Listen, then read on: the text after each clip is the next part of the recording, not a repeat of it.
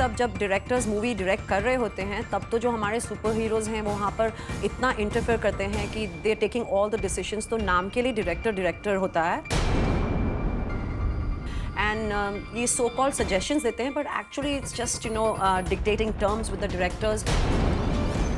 I think it's quite unfair कि अगर एक मूवी फ्लॉप हो जाती है और आप डायरेक्टर पे पूरा ब्लेम डाल दो।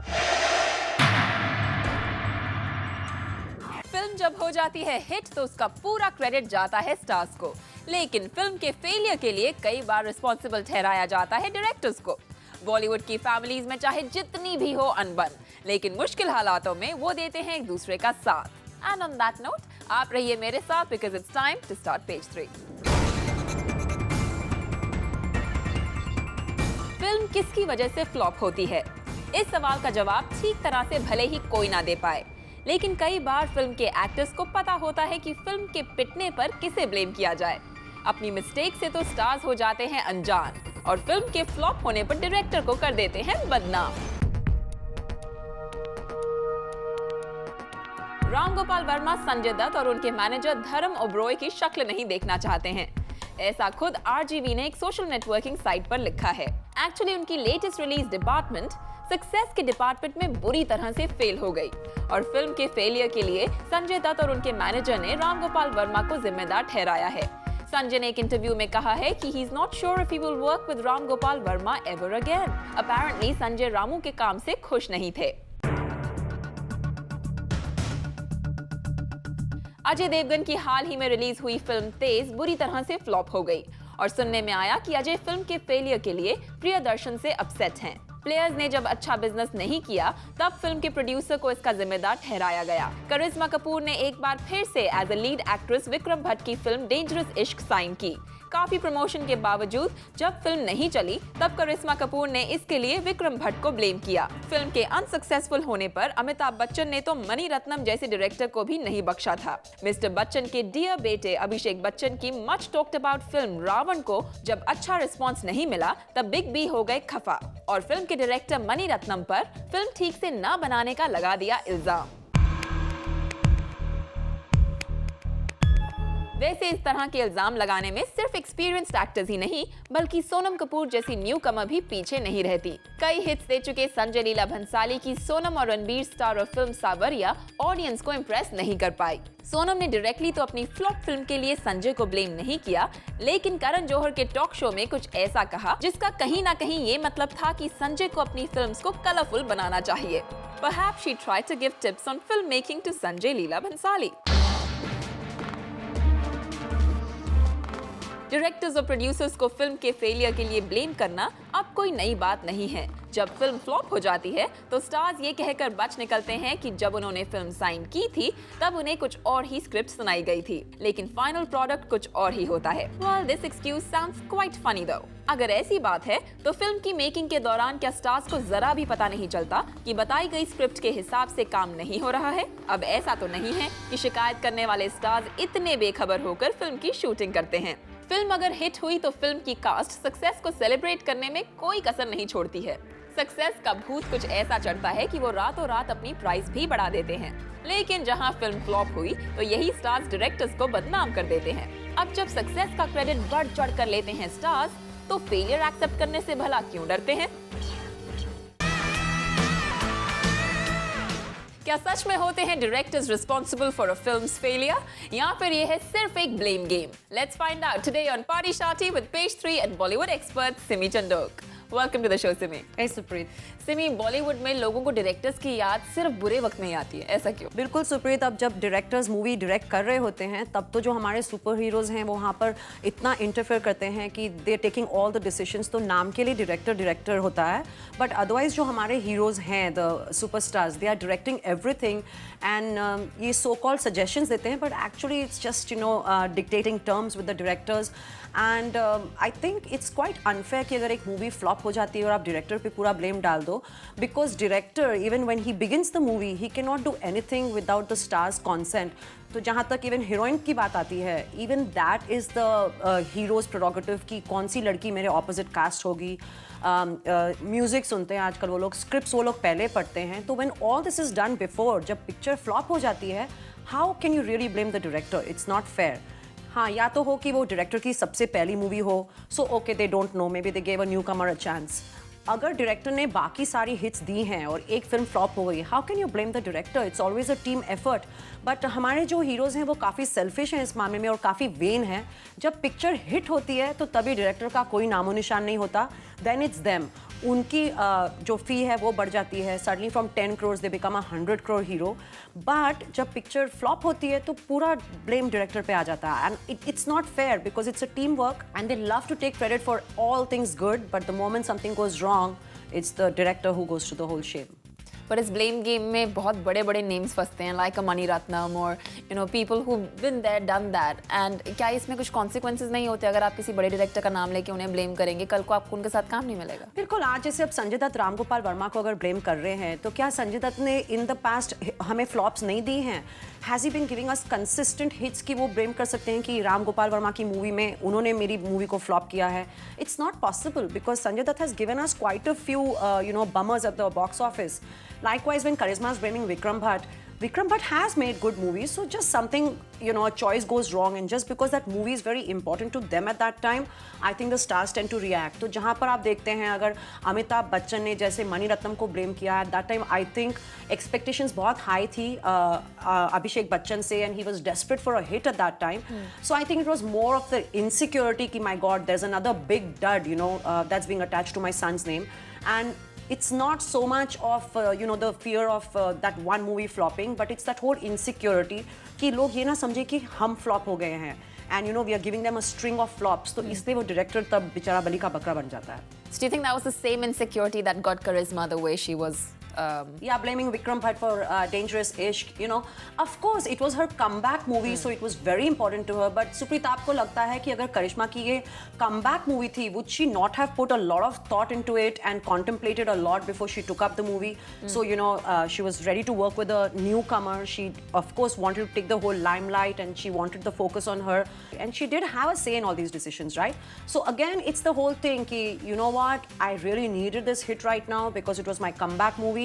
तो चलो किसी और पे blame डाल दो so that I can get another film. I think it's the same case with most of them when they blame. It's because they've had a series of flops, or that particular movie means a lot to them for their star status at that time, and that's when they blame the director. Pressure gets them blaming them. Yes. Page 3 is always a joyful ride. But क्या करें? बीच में हो जाता है time divide. यानी कि show के बीच में आ जाता है break. So hey guys, please just wait. अगर आप करीना और करिश्मा को देखते हो, they live with their mom, but they're so close to their dad, and the dad also is so close to them. So I think this is one thing that we really have to appreciate about Bollywood families.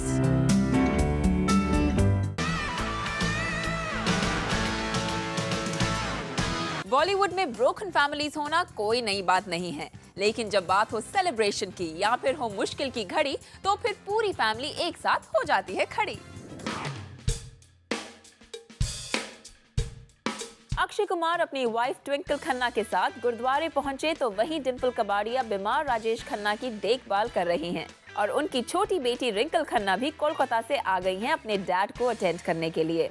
अपनी अपनी दुनिया में busy रहने वाले family members मुसीबत के time में एक साथ होकर इल हेल्थ से जूझ रहे राजेश खन्ना के साथ हैं। सालों पहले राजेश खन्ना अपनी वाइफ डिंपल कपाड़िया से अलग हो गए थे। ट्विंकल और रिंकी अपनी शादी के बाद अपनी लाइफ और फैमिली में बिजी हो गई, लेकिन आज जब राजेश खन्ना बेड रिडन हो चुके हैं तो डॉटर्स ही नहीं बल्कि राजेश खन्ना की सेपरेटेड वाइफ डिंपल भी उनके साथ हैं। Even Akshay has managed to take off time to offer prayers for his father-in-law's recovery. जब कपूर खानदान की बहू बबीता ने फैमिली रूल के खिलाफ जाकर अपनी डॉटर्स करिश्मा और करीना को एक्ट्रेस बनाया तो कपूर फैमिली और उनके बीच टेंशन आ गई। बबीता अपने हस्बैंड रणधीर कपूर से भी अलग हो गई। कपूर्स के बीच की प्रॉब्लम रणबीर कपूर और करीना के बीच भी नोटिस की गई, लेकिन प्रॉब्लम्स होने के बावजूद जब करिश्मा कपूर की शादी हो रही थी तभी पूरी कपूर फैमिली इस जश्न में शामिल हुई। अपने पर्सनल डिफरेंसेस को दूर रखकर the whole family came under one roof to bless their daughter. Salman Khan के डैड सलीम खान ने शादीशुदा होने के बावजूद एक्ट्रेस हेलन से शादी की। एक बार एक इंटरव्यू में अरबाज ने ये बताया था कि इस बात से उनकी फैमिली में थोड़ी अनईजीनेस तो आई थी, लेकिन आज ऐसी कोई प्रॉब्लम नहीं दिखती है। In fact, the Khan brothers love their stepmom as much. Salman की फिल्म की सक्सेस पार्टी हो या उनका बर्थडे बैश, हेलन फैमिली के हर फंक्शन में उतनी ही एंथुसियास्टिकली शामिल होती हैं जितनी कि उनकी own mother Salma Khan. Farhan Akhtar too comes from a broken family. उनके डैड जावेद अख्तर ने अपनी पहली वाइफ हनी ईरानी को छोड़कर शबाना आजमी से शादी की। भले ही सब साथ में नहीं रहते हैं, लेकिन एक दूसरे का साथ ही जरूर देते हैं। फरहान की फिल्म में शबाना आजमी एक्ट करती हैं और जावेद अख्तर के भी हनी ईरानी के साथ आज भी कोर्डियल रिलेशंस हैं। शाहिद कपूर अपनी मॉम नीलिमा अजीम के साथ रहते हैं, जबकि उनके डैड पंकज कपूर अपनी सेकंड वाइफ सुप्रिया पाठक के साथ हैं। रिलेशनशिप ब्रेक होने के बावजूद शाहिद और सुप्रिया पाठक का रिलेशनशिप अच्छा रहा है। शाहिद कपूर ने रिसेंटली अपने डैड की फिल्म मौसम में भी काम किया, जिसमें उनकी स्टेप मॉम सुप्रिया पाठक ने उनका साथ दिया। स्टार फैमिलीज एक दूसरे से अलग तो रहती हैं, लेकिन जरूरत पड़ने पर ब्रोकन फैमिली भी एकजुट हो जाती है। बात काम की हो या फिर कोई हो बीमार, पूरी फैमिली फौरन आ जाती है एक साथ। सिमी, बॉलीवुड की एक बात तो है कि चाहे ब्रोकन होम्स एक तरफ हो, लेकिन जब भी जरूरत का टाइम आता है the family gets together. You know, this is something so wonderful about Bollywood because यहाँ पर हम हमेशा डिसफंक्शनल फैमिलीज देखते हैं, हम एक्स्ट्रा मैरिटल अफेयर्स देखते हैं, दो दो तीन तीन शादियाँ होती हैं अक्सर, you know, children born out of wedlock, काफ़ी डिसफंक्शनल रिलेशनशिप्स होती हैं बॉलीवुड में, and it's nobody's fault, but this is really true that ये जो products of this kind of families of broken marriages और you know unconventional love stories, ये लोग कैसे हैंडल करते हैं। It's amazing. If you look at Farhan Akhtar today, his parents split up and you know his dad got married to Shabana Azmi, Javed Akhtar, and today they are so wonderful, you know, he is so close to both of them, they travel together, they, you know, come for each other's functions and events and everything, so I think it's a beautiful thing to do. Likewise with Shahid Kapoor, you know, he was with two different families. वो जहाँ जाते थे कहीं पे उन्हें एक step brother मिल रहा है, तो कहीं और कोई step child मिल रहा है, step sibling, step mom, step dad, a lot of things that he had to see, but he's still there for his mom, he's still there for his dad. He did that movie with his dad. Even if you look at Salman Khan, you know, the way he respects Helen, who's his stepmom, but the way they are, the way they go for movies, it's amazing the kind of respect that he shows to both of his mothers, and it's a beautiful, beautiful thing to do, you know. And this thing was so touching when Rajesh Khanna, he's really ailing, you know, when he needed the help and all his family was around him. Dimple Kapadia, who's been with Sunny Deol for the longest time, but still look at that human side of her. She is with her husband, who she was never with for all these years, but today she's by his side. Akshay Kumar is there for his father-in-law, Twinkle, everybody. और जब राजेश खन्ना ने ये add की थी, वो कोई पंखों वाली, सब उनका मजाक उड़ा रहे थे, including all of us, you know. It's like, what is he doing? He used that money that he got from that commercial to buy his daughter a car. And you know, Dimple Kapadia, when my mother was in hospital, when I was losing my mom, and Dimple's brother was in the emergency ward, you know, he was in the ICU, and I used to go up and down the elevator when my mother was there, and I used to see her, वो कभी रात को भाग रही हैं from one floor to the other, she's trying to get hold of the doctors, you know. I saw that side of her, and you know, under so much stress, she was doing such a wonderful job, and that was for her brother, and now she's doing the same thing for her estranged husband Rajesh Khanna. Likewise, he's responding. Akshay Kumar, Twinkle Khanna, they're all there together as a family. अगर आप करीना और करिश्मा को देखते हो, you know, they live with their mom, but they're so close to their dad, and the dad also is so close to them. So I think this is one thing that we really have to appreciate about Bollywood families. So this is really not for the public eye, this is private acceptance. Of course, these are their personal moments, and they don't know we are doing this story and discussing this here right now, obviously. Simi, take us through the parties this week then. Yes, and I'm going to start with Mika Singh, हमारे जो hero हैं. And it was his birthday, तो काफ़ी ढोल धमाका बहुत कुछ हुआ, and a lot of people from the music fraternity, and lots of fun. I think Mika is a really lively person, तो चाहे वो पार्टी अपनी हो या किसी और की हो, रौनक उन्हीं से आती है. Let's show it to our viewers. Let's have a look.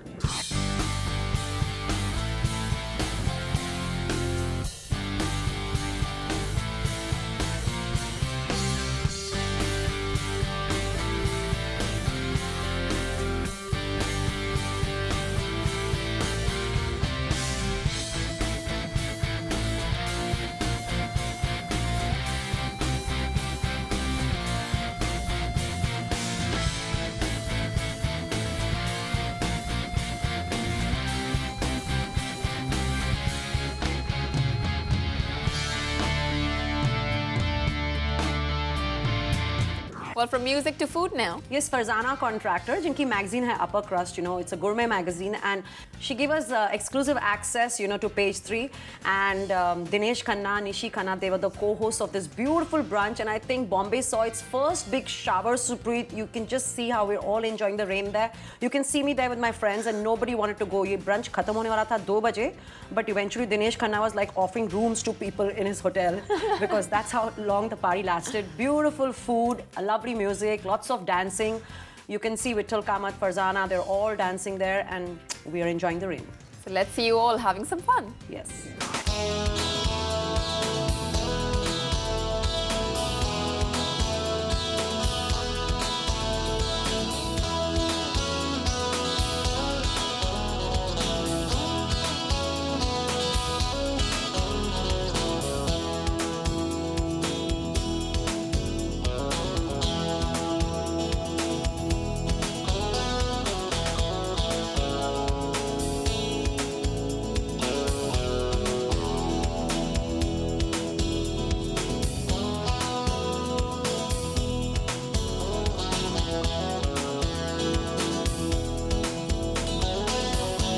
Well, that's definitely some fun in the rain, Simi. Yes, that was a downpour of beautiful people that Sunday. Well, we'll definitely like some downpour of your inputs every week and hope to see you next week. For sure. Well, keep watching Page 3, guys, if you want to be on the top of things. चाहे हो gossip या फिर हो parties, इससे ज़्यादा update तो कोई आपको कर ही नहीं सकता. So now we shall take your leave. मगर आप मत हो जाओ परेशान, but get relieved. क्योंकि this dose of hot chat and exclusive gossip will be available for sure again next week on Page 3. Only on Zoom, India's #1 Bollywood channel.